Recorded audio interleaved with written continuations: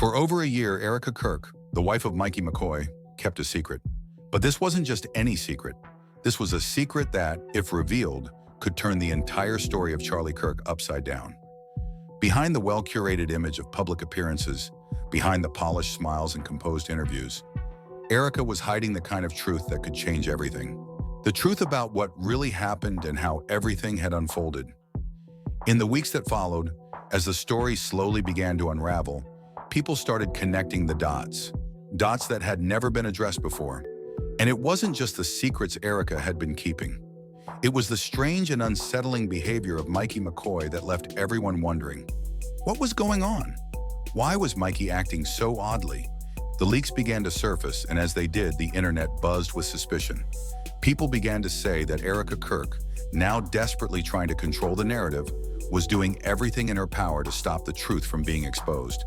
But what was being kept hidden? What was the real story? As the internet buzzed with theories and questions, it became clear. The planes that had been tracking someone for years weren't tracking Charlie Kirk at all. They were tracking Erika. This revelation shook everything. The planes identified as SUBTT, the yellow plane, and SUBND, the blue plane, weren't following Charlie. They had been tracking Erika's movements across various locations. Between 2022 and September 2025, these planes crossed paths with Erika's known locations 68 times, an astonishing number of overlaps. And as the investigation dug deeper, those 68 overlaps expanded to 73, with 29 instances where Charlie was also present. But if these planes were tracking Erika, why hadn't anyone acknowledged it publicly? Why hadn't Turning Point USA made this connection? At this point, things started getting even stranger. Micky McCoy, who had been Charlie's chief of staff, was now at the center of the controversy. He was standing next to Charlie when everything went down, but his reaction raised suspicions. There's a video that made its way onto the internet after the incident, a video that quickly went viral. In that video, when the gunshots rang out, Micky didn't duck, didn't rush to help, and didn't react like everyone else. Instead, he calmly pulled out his phone, placed it to his ear, and stood there, as though waiting for a call. This wasn't a reaction anyone expected. In such a moment of chaos, people react instinctively, but Micky seemed unnervingly calm. The video footage showed Micky standing behind Charlie, not beside him. The question people had was simple. Why was Micky standing in a position that didn't allow him to capture Charlie's question on camera if he was supposed to be filming? Micky wasn't in the right spot to get the shot he allegedly wanted to capture. So what was he really doing? Was he standing there to film the chaos, or was he waiting for something else? And then came the critical moment when Erika Kirk spoke out. She appeared on national TV and explained how she didn't hear her phone ringing when Charlie was shot because it was on silent. But the moment she checked her phone, she saw that Micky had called her within seconds after the shooting. This naturally raised even more questions. Erika shared the details of the phone call. Micky called me within seconds. I remember the phone ringing 3 or 4 times. I didn't know what to say. And then Micky's words, which hit her like a ton of bricks. Charlie's been shot. Get the kids. Get security. Get the kids.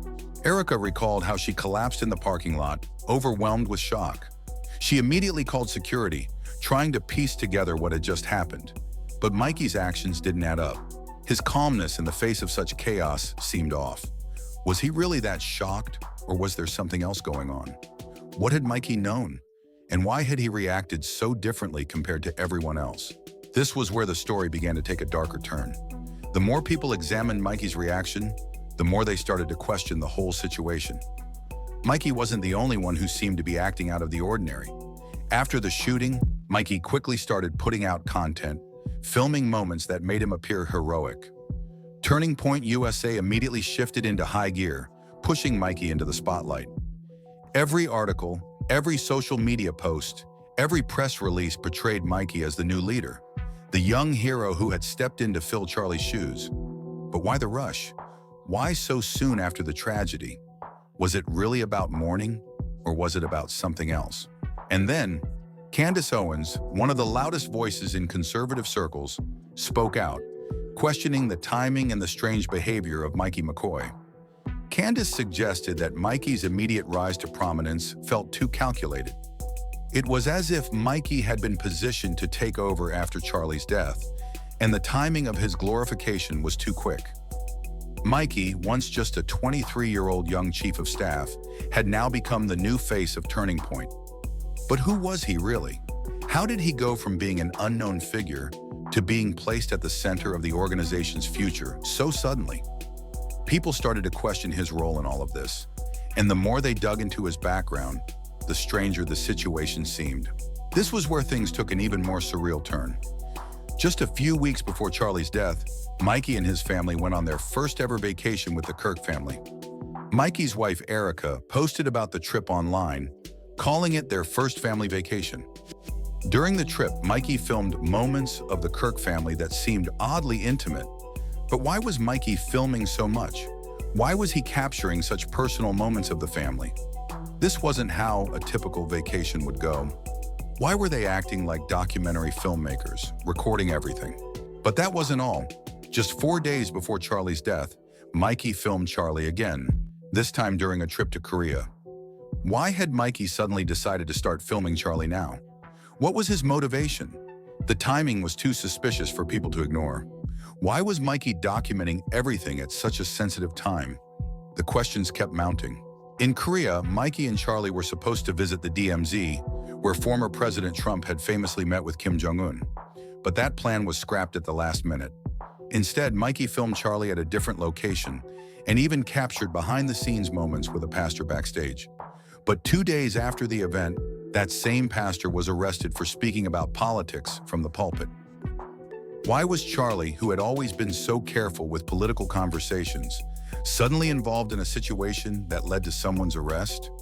Was there a connection between Charlie's trip to Korea and what had happened back home? But even as the world questioned Micky's role, and as Turning Point worked to elevate him, Erika Kirk remained absent. She disappeared from the public eye, offering no interviews, no statements, nothing. Why wasn't she speaking out? Why wasn't she addressing the growing questions and suspicions surrounding her husband's death? And then came another strange moment. Bernard Day, a figure who was reportedly close to Micky, comforted him in a video after the shooting. The video, however, raised more questions than answers. Bernard Day told Micky to ignore the conspiracy theories and assured him that the team had everything under control. But what caught people's attention was Bernard Day's insistence that Micky had been given instructions to call Erika. Why would Micky need instructions to make such a call? Was he really acting on his own? Or was he being guided by someone else? This raised the stakes even higher. Micky's response to Bernard Day was strange. He stuttered, hesitated, and the conversation faltered in a way that felt off. This pause, this moment where the sentence was left unfinished, made people rewind the clip and ask, what was Micky really trying to say? Why the hesitation? Why the awkwardness? People who were close to Charlie and Turning Point USA began to feel uneasy. Why was there so much silence? Why wasn't Micky speaking up? Why hadn't Turning Point clarified anything? There were no lawsuits to stop the rumors, no demands for corrections, no answers, just silence and more footage of Micky being praised as a hero. The more time passed, the more suspicious the situation became. Candace Owens wasn't the only one questioning Turning Point's actions.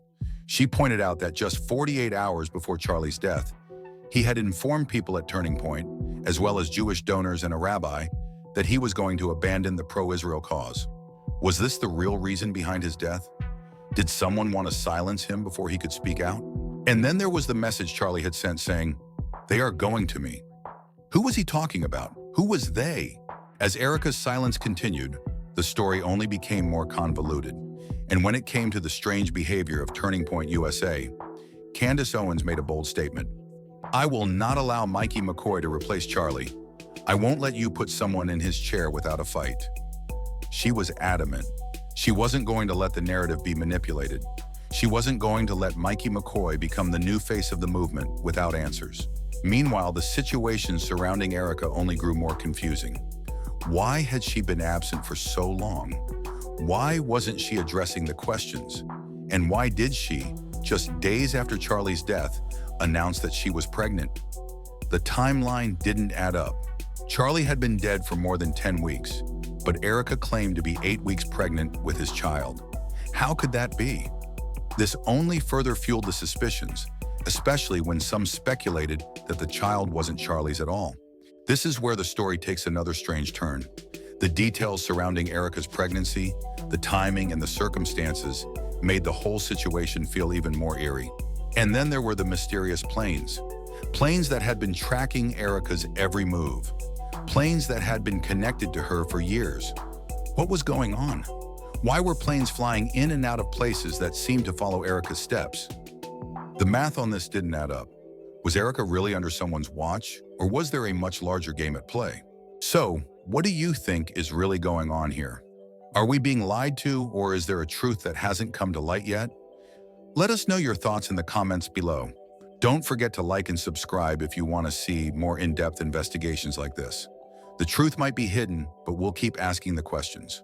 Stay tuned for our next video, where we continue to dig deeper into the mysteries that no one else is talking about.